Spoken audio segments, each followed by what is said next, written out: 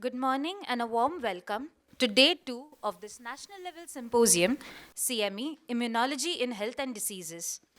We, Jennifer Tellis and Ritikaba Vagela, are your hosts for the day. We would like to first start this day with a prayer. So I request the team to lead us into prayer. या कुन्देन्दु तुषारहार धवला या शुभ्रवस्त्रावृता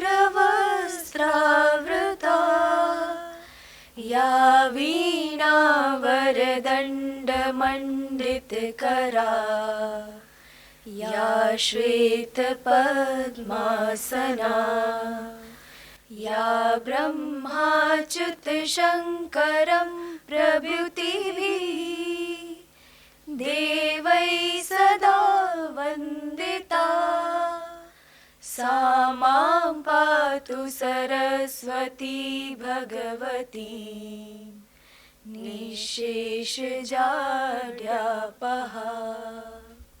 Yesterday, we witnessed a day filled with knowledge and understanding, delivered by a team of eminent scientists and experts in the fields of immunology and pharmacology.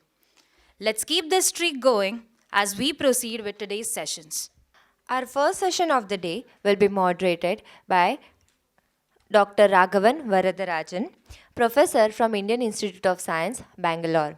He has got his doctorate from Stanford University. With 20 years of experience, he has made important contributions in advancing strategies against stimulating immune response against HIV. So, sir, we humbly request you to please come on the stage and chair the session. Thank you, sir. Our first speaker of the day is Dr. Arvind Sahu, an important name in the field of immunology. I request the moderator to kindly introduce the speaker. Okay, it's a pleasure to introduce Arvind, though I must say I didn't have any forewarning, but I'm happy to do this all the same. Arvind works on innate immunity, and he has spent many years at NCCS in Pune, and very recently he has moved as executive director to there's so many of these Gandhi centers. RCB in Faridabad in Delhi. So, welcome, Arvind. Thank you, Raghavan. And okay, so what I'm going to do today is tell you how I started my lab and what did I do and why did I do that and what was the thought process. So I thought this would be sort of the exercise I would like to share with you, all young students, that, when we start the lab, we always have a thought process why we do so. And I thought I would take you through that thought process and the journey which we have done, although this is part of the work, but that's where I started doing the stuff and took it from there. So, what I'm going to do today is talk to you about what we have learned from viruses, right? My training was in the complement biology, which I did during my PhD work in Delhi in VP Chess Institute with Professor Kunal Saha, who was trained by Fred Karush at UPenn, and he was one of the immunologists at that time who was doing sort of stuff. Very few immunologists were there, and I was very keen in doing. And then I was still not there. It actually happened after that. Okay, so you can guess how old I am now. So what I wanted to do is, after coming back after my postdoc, which I did again in complement biology, is what to do. And I thought viruses have taught us a lot of immunology, right? And therefore I thought, can we learn something about the complement system, particularly regulation of the complement system from viruses, because that was also a part of thing I was focusing when I was doing my postdoc, where we figured it out how the central molecule can be regulated, and we found something. I found a particular peptide which could do miracles, and now after 20 years it has become a drug and is approved by FDA. But that of course that was beginning of that work that time, and I wanted to understand regulation from viruses and see what to do with that, right? So let me take you through the first question, the basic question in immunology, which we always ask is, how does a system discriminates between the self and the non-self, right? This question is the first one which we always do. So I'll take you through how the complement system discriminates between the self and the non-self. So let's say if this is a foreign cell, a pathogen, or a microbial cell, then we have several molecules which can recognize patterns on the pathogens, right? They do that. This can be, antibodies, or this can be pattern recognition molecules, right? There are many of these such of thing, right? Can be lectins, can be SAP, can be CRP, can be many things, they recognize that. And you need a wide variety of these molecules to recognize, so that they, and again everything converge into sort of one pathway, the three multiple. The idea is to save energy, but you need a plethora of molecules so that they should be able to recognize everything.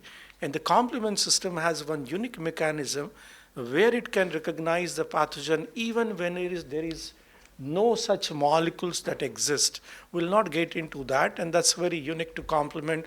When the sensor molecule is not there yet, complement can recognize foreign pathogen or any new entity that can come. When this happens, then there is activation, and what you get is the coating of a central molecule called C3. This is a covalent attachment of the molecule onto this surface, right? And it's not just a monolayer, like you see, it can sit on the top of each other as well and can make a thick coat, right? Which if you put under these cells or any cells under microscope, you can see a thick coat of C3, right? And then you have obviously other things happening, more phagocytosis, lysis, and we now also understand that that can also stimulate the adaptive immunity, right? It helps to do that too. So that's how the foreign cell is getting recognized. The question is then, what about the healthy cells? So the first thing, which I also worked on and others worked on, is initially the thinking in the field was that this process of deposition, the C3, although it's covalent attachment, but it must also recognize certain specific patterns onto the molecule. So this must be the discriminatory step where it can bind to pathogen but does not really bind to our own cells, right? And this was a process where we tried to look into the specificity of this particular covalent attachment. It turns out that there is a specificity, but such specificity does not allow it to discriminate between the foreign cell and the human cell. If anything, sometimes it binds better to human cells than the pathogens, and that was a surprise. So that's clearly not how complement discriminates, right? So what it is basically it can attach very well, but the moment it is attached, we have regulators. Our cells are lined with regulators. They bind and inactivate this molecule very efficiently. And if this happens, then there is no further activation of this. Initial attachment can happen as efficiently as it can happen on foreign. So the whole thing is basically that if you have regulators, then the complement is not going to act on those cells. If this is so, then the obvious thing would be that if these regulators are not doing their job properly, there are mutations or there are certain polymorphisms or there is absence, then our own cells must also get targeted and destroyed, right?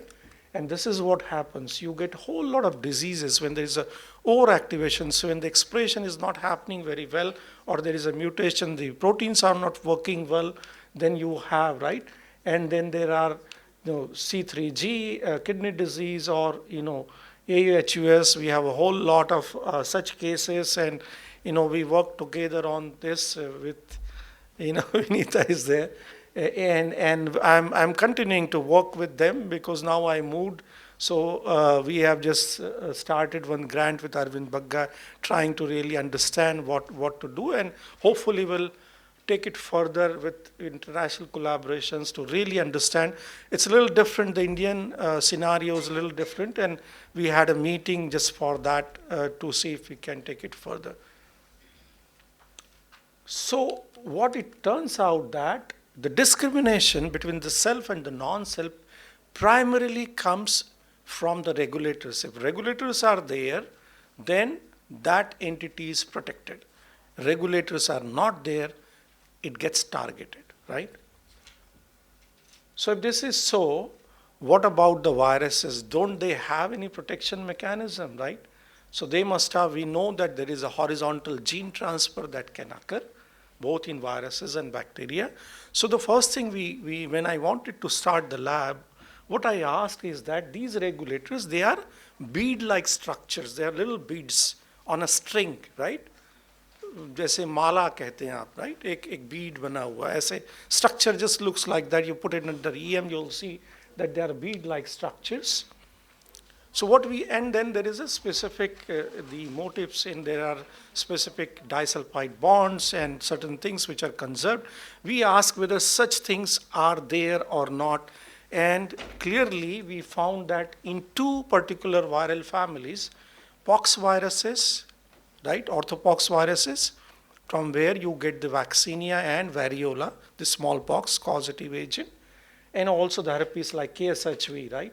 This we found that these do have the ORFs which are structurally similar into these, and therefore the hypothesis which we had that if they are so, then these must be functional analogs of human proteins, right? Human RCA proteins. These family of proteins are called regulators of complement activation, and these domains are called complement control protein domains.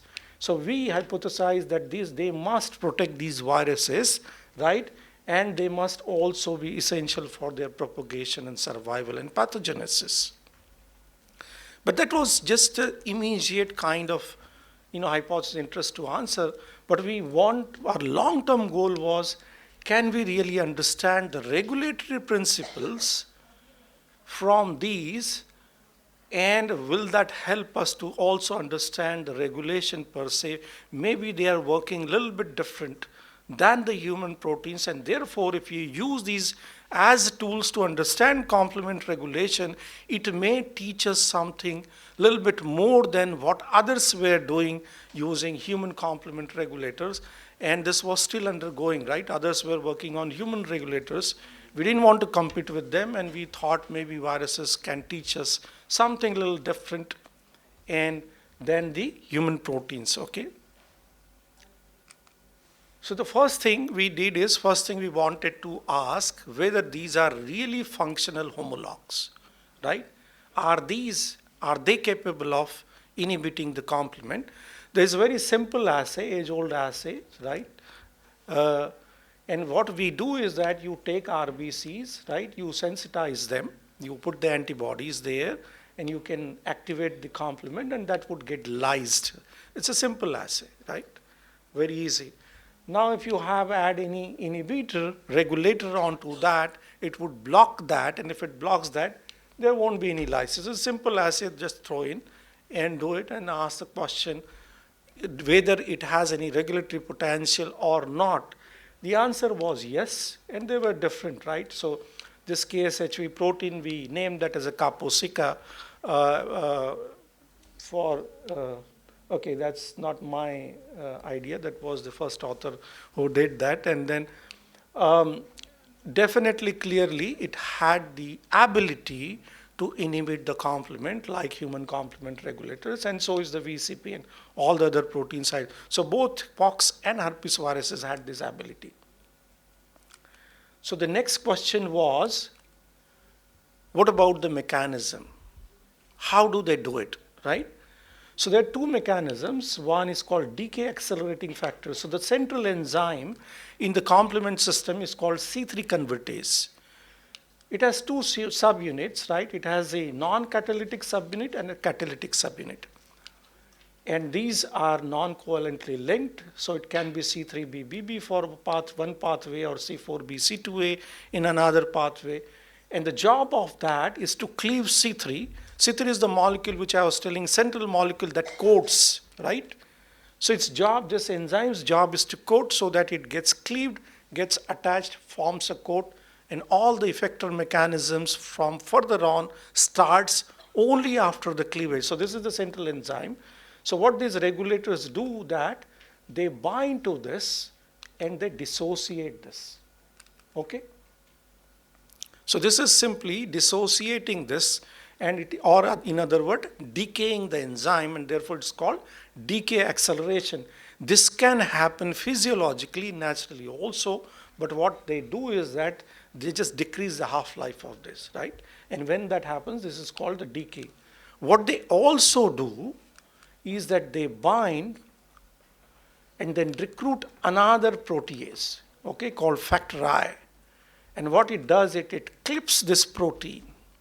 And when this is clipped, it's completely inactivated, so it can no longer form the enzyme at all, right? So it not only decays this enzyme, but also allows it to completely decay, inactivate, so that no new enzyme can form. This activity, what we saw with the viral regulators, is essentially same as human regulators. Then what is the difference? The difference is that these are only 4 bead-like proteins. They have both these activities very efficiently. Human regulators are also 4 bead proteins. We have some of them, 2 of them, called DAF and MCP, or decay accelerating factor and membrane cofactor protein. They have only one activity. These have both the activities. So what this taught us, that the 4 bead structural motif or the structure is good enough to encompass both the activities. Although we don't have it, but viruses do, and therefore it is important. Not only that, they are also efficient, right? So they do that. So that's something we got, that you don't need to have so many domains. You can have only 4 domains, and yet they can perform both the activities, and therefore this structure is enough to do that. So the next thing we wanted to do is, how do they really interact, right? So what we did is we took these proteins, like C3 in this case. I told you that it attaches through covalent bond, right? So it can form, so it has a thiester domain. So what happens that when the hydroxyl or the amino groups are there, it's forming the ester or the amide bond. What do you get after this is a free SH group. There's only one free SH group. So it's getting oriented like this, and it has free SH group here. What we wanted to do, that to orient this protein in exactly same orientation onto the Biacore chip. So we label this with the biotin, and there is a reason, because the kinetics becomes completely different if you do it randomly. I'll not get into that, and that was a problem. But we did this, and you can then orient exactly like physiological orientation. And when you do that, what we saw, that it has a very fast on and very fast off. This mechanism is different than human proteins. Human proteins go on very fast, but they stay onto the molecule, and therefore what everybody thought in the field, to have this activity, the molecule must stay onto there for enough time, and then only it will be able to inactivate. What the viruses taught us, that this is not so. These are transient reactions. They can bind and yet do the job. Now, if this is so, what is the advantage viruses have? That they can bind, do the job, hop onto the next C3b, do the job, hop on to the next, do the job, and therefore they can do this very fast, unlike human proteins, right? So half-life, the on and off rate, because it's the binding is very transient, yet this transient binding is enough to do the job, right? So we learned one more thing, that not only they have both the activities, but they have also tweaked the mechanism of binding so they can do job much more efficiently, right? The next thing is, why do they have both the activities? Now you can see modular, there is a modular kind of arrangement, right? We have 4 such modules. So we wanted to ask whether the specific modules are there which impart one activity. Is there so, right? So the easiest way for anyone is to just do the deletion constructs, right?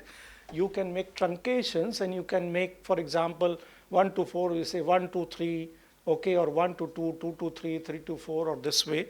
You can make various such combinations to understand whether specific modules impart one activity, right?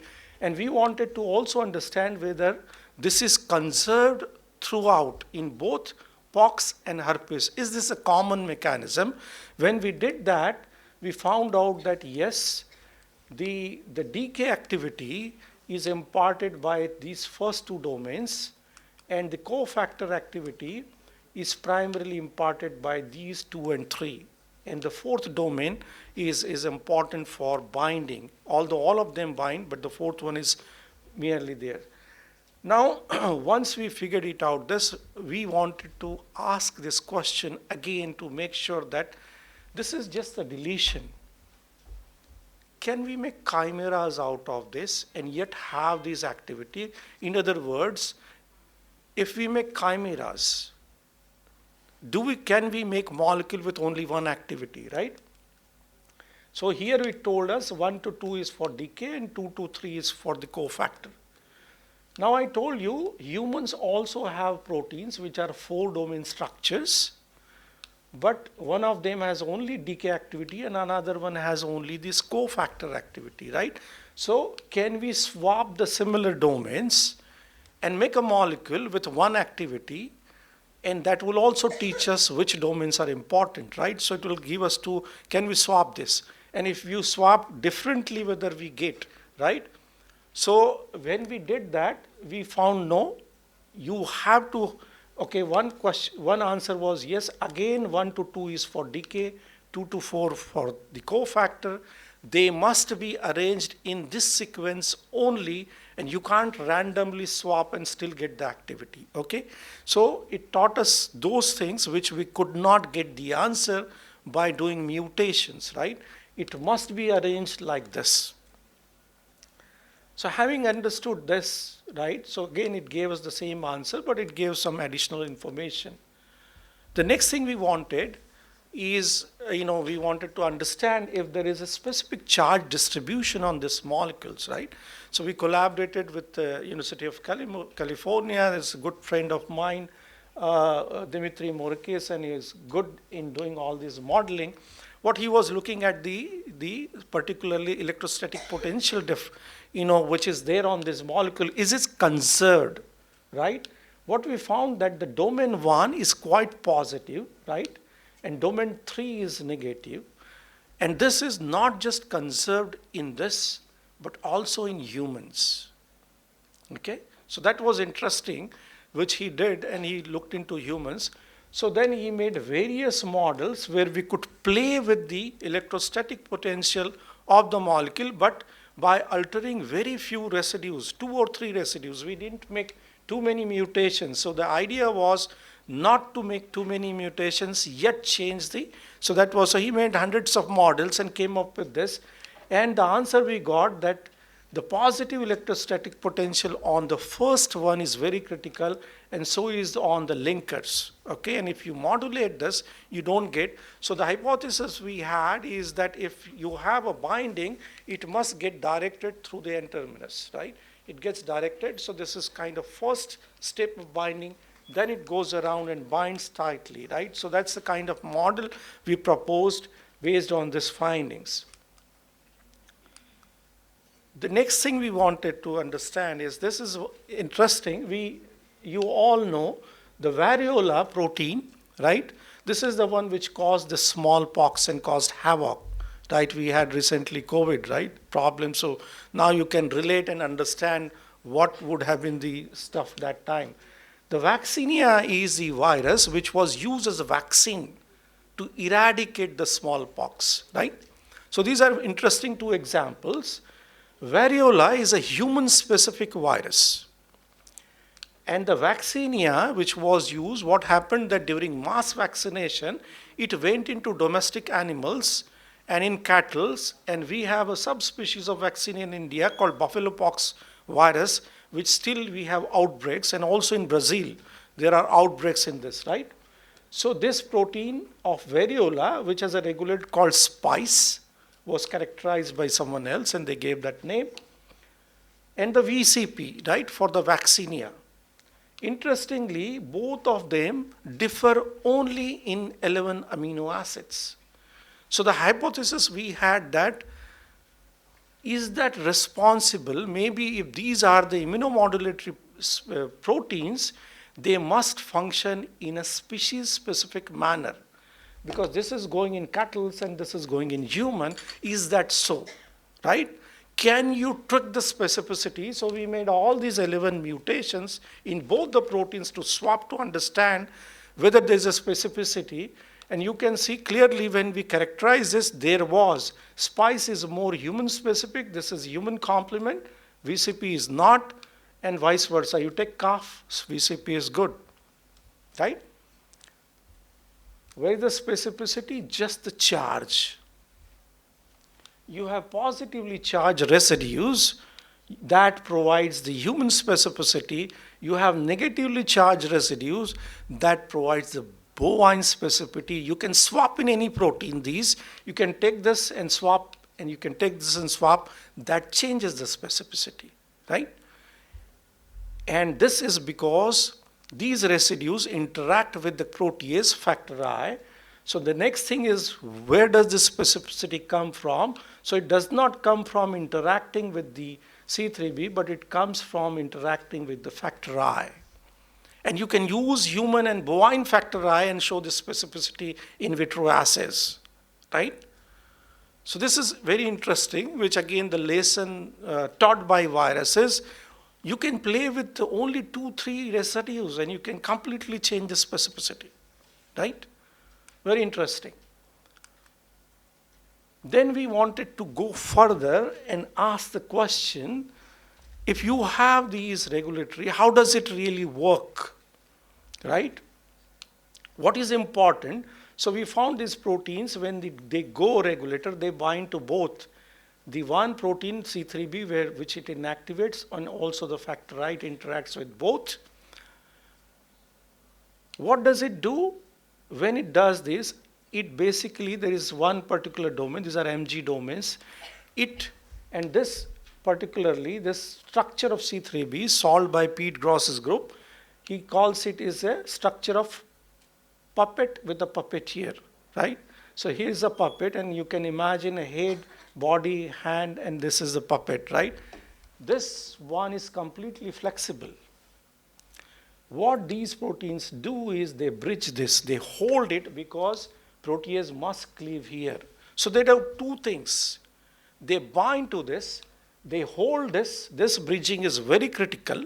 You mutate this, you lose activity. And they also interact with protease. So two things we showed, very critical for this when the cofactor is considered, that not only they bind and interact with both, but they bridge here and they interact. You mutate any of these residues, you lose the activity. These are the two steps very, very pertinent, critical for these proteins to interact. What about the decay? Again, we showed that, this is again, I told you the C3 convertase has two, the non-catalytic subunit and the catalytic subunit. It interacts with the both. And for this interaction to happen, there is a metal ion binding site called MIDAS, What it does is that binding to this, it basically disrupts this Midas site. So now it goes into the low affinity conformation, and this goes out. Okay, there are still 1 or 2 experiments left, so we haven't published this yet. But that's apparently it looks like that. So the question is, if this is true and we understand all this, can we create a molecule, completely human molecule with having both the activities? Put the modules together. Do whatever is required. Can you make a chimeric protein or human protein? When I say chimeric, it's a human chimera. So what we did, we made a chimera of DAF, that is one human molecule with one activity, and the MCP, which has a cofactor activity based on what understood. So we first took the modules we understood, which can provide decay and cofactor, put it together. We also made sure that they have fast off rate. So we made a chimera in such a way that the off rate is very fast. You make a chimera having slow off rate, you don't get the activity that. So we know, we again confirm that what is there is very, very critical. Put a positive electrostatic potential on this, right? Also incorporate the specificity containing. So we added a few mutations here, which we learned from viruses. Did that, right? And we made sure that the factor I interaction is now much better, right? And also made mutations to enhance the decay. When we did this, we came up with the chimera called decay accelerating protein. We named this molecule as a decay accelerating protein, a human protein having both the activities. Then, of course, when you submit, and always the reviewers add one more thing to that. So the whole idea was not really to make a molecule which is an inhibitor or something can go into clinic, but to basically put this and say, whatever we understood from virus, does it hold true for human or not? And they said, if you think so, why don't you compare something which is in clinical trial called CR1, right? So he said, okay, so we made this molecule. And what we showed that our molecule is actually tenfold much better in one pathway, about fourfold more in the third pathway. So if anything, this is better than what is there in the clinical trials, right? So what I'm trying to tell you is that if you learn the basic processes and you use a system which is not explored completely, right, or people don't know, and you start with that, you may learn, and virus is one of the good examples, right, which has taught us immunology. What we did is that can viruses teach us a little bit about complement regulation, and can we really understand in a better way? And if you do that, can we come up with the principle of say 1, 2, 3, 4, this is what is required for the regulation, right? And does that hold true across, right? Not just in viruses, but also in humans, right? And that's what we wanted to do, and that is what we did. And so of course, this is done by a lot of my students, and this is just a part of the work I presented into this. And a lot of collaborators, of course, are here, right? So for the labs, I put the entire slide, and I'll stop here. Thank you so much.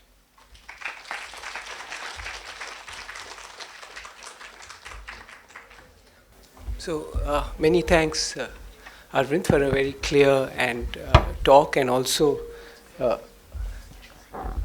really sticking to time and finishing beforehand. And so it's open for questions. And once again, my apologies for horribly goofing up your affiliation and other things in the introduction. Yeah. Any questions? Okay, let me start with one. So when you switch domains, I mean, there are domain-domain interfaces also, right? So if they are presumably conserved, so when you switch domains, you may not recapitulate the actual structure of the... Yeah. So, let me come. So, what he's asking is that obviously there would be inter-domain interactions, right? So when you switch, that would not be there. So we switched both where the interaction is conserved. Interestingly, this is completely side chain interaction driven, And therefore, you can take from human, which essentially come like that, right? And there are some, by the way, there is a kink between 3 and 4. That kink is very, very critical for the decay. So you actually make one mutations to remove that kink, and it goes away, right? So you're absolutely right that domain interactions are. So we try to see that we can do that way as much, but by simply changing the side chains which are not involved at all in these orientation, you lose the activity. So I think it's pretty much primarily driven by the side chain interactions, but they are critical. These kinks are important, and that's something we haven't published yet, but we know that this is very critical, and you can mutate one and you can completely lose. Yeah. Good morning, sir. Very good presentation. Just wanted to understand whether you're using this molecule. Did you look at the opsonins, generation of opsonins like C3D and those? Yeah, so Because I believe that they will increase in numbers and reticular endothelial cells will. no, so the opsonins would decrease because opsonins, when we say in complement, primarily C3b, right? So what these regulators do is that they inhibit the enzyme that cleaves C3, right? They stop it. And therefore, the moment you inactivate the enzyme, the opsonization would decrease. That is what happens. We have done it, what you're saying. You can do very simply, you can take RBCs, right? And you can take the complement, either purified or the whole sera, throw this molecule and look at the surface staining. You can do it by fax easily, right? You can just do that. Look at the C3b, whether they are deposited. That's one of the assays you can use, and we have used that also. So if anything, you expect opsonization to be less. That's what essentially happens, right? So you don't get C3b. C3d is the degraded product of C3b. So then the enzymes, bunch of enzymes come and they inactivate. And the C3d is that puppet kind of thing I told you. That's very resistant to proteolytic cleavage, by the way. You can't inactivate it, cleave that you have to raise up the temperature and use something like thermolysine. You want to do that, which I did something. It's crazy. It's just completely stable molecule. You can throw in tons of trypsin, chymotrypsin, nothing happens. Very tight ball. All the side chains are inside unless you heat up the temperature and add certain enzyme. So that stays there, but you don't get that because C3b itself is not there. Okay. I hope that answers your question. Yes, sir. Another question is there that you might have modulators that doesn't allow the complement to deposit on surfaces, but there are also kind of like glycosaminoglycans. They are known to be present on a lot of pathogenic surfaces, the pathogen associated molecular patterns. So has it been studied with that in mind, whether apart from the complement Yes. modulators? Yeah. So glycosaminoglycans, right? So these are there. In humans, the protein that recognizes glycosaminoglycans is called factor H. That's a regulator.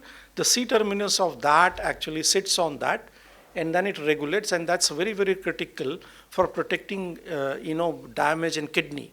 The moment this has, so for example, there are a lot of mutations which are known now, and these are there. So now H is not able to attach nicely, and therefore you get kidney disease. In India, it's a little bit different, and I don't know if Vinita wants to talk about it, but antibodies are there. So we have autoantibodies against factor H. They are directed against these C terminus. And this is very high. Usually people see 2-3%. We have almost 50% of our patients like that. And why do you get factor H antibody? We don't understand quite. That is what, Satyajit, Vinata, and they were trying to figure it out. They bind that and they stop the attachment to glycosaminoglycans. So yes, a lot of pathogens do that. They actually use this strategy to absorb factor H onto their surface, and therefore they are protected. So one of the strategies, particularly E. coli, there are serum sensitive E. coli and serum resistant E. coli. And the difference in glycosaminoglycans, something can attach very easily, and then H, they just absorb because it's a soluble molecule, factor H. Get it onto their surface and they are happy, right? They do use it. Hello, sir. Sir, I wanted to ask that the cofactor activity which is present in viral regulators. So, sir, is that responsible for them binding transiently and hop-on activity? Because it is not seen in humans, and humans don't have that cofactor activity. So, No, so this is a two-step process. Cofactor activity is a two-step process. So you have, this is the substrate, right? It wants to act on. So the regulators go and bind there, right? So this binding I'm saying is transient.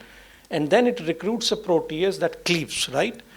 So now in humans also essentially same thing happens, but because humans have many more domains, right? Except these small ones.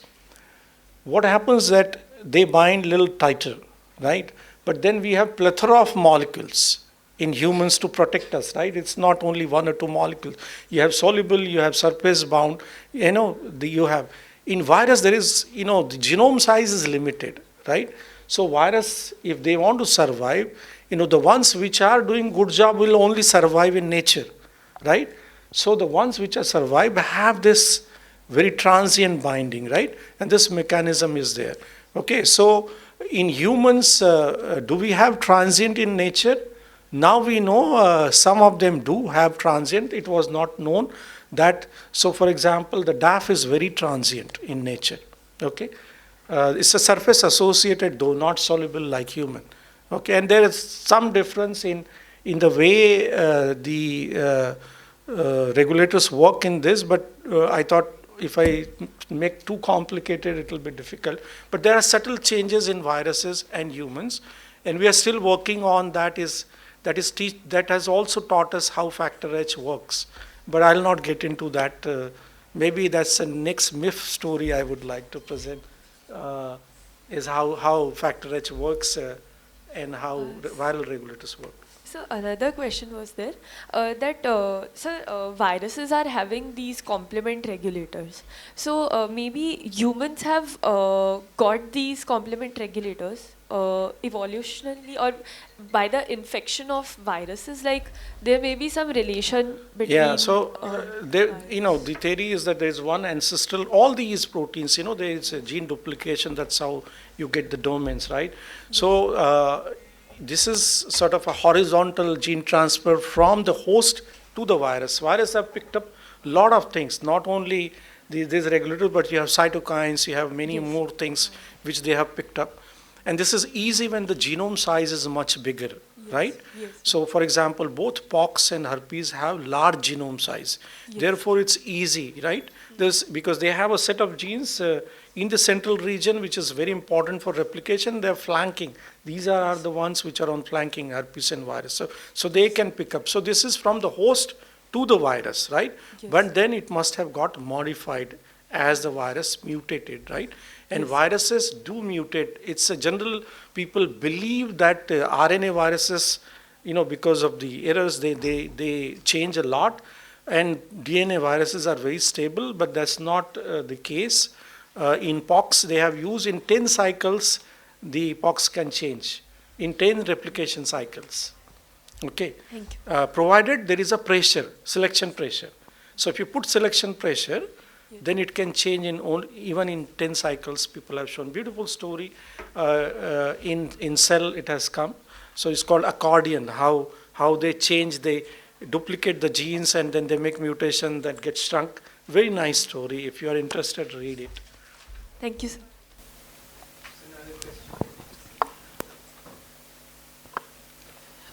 Good morning, sir. Such a great talk. I have just one very basic questions. You talk about the binding side. So, is there a specific glycine and leucine residues for the specific proteins, or it's a common for all?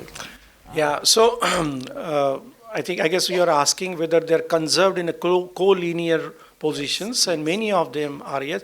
I didn't present actually, but one of the things which we wanted to understand, you have bead-like structures even in viruses like this. They have absolutely no activity. They do something else. We have that in humans also. For example, one of the protein called CR2, complement receptor 2, right?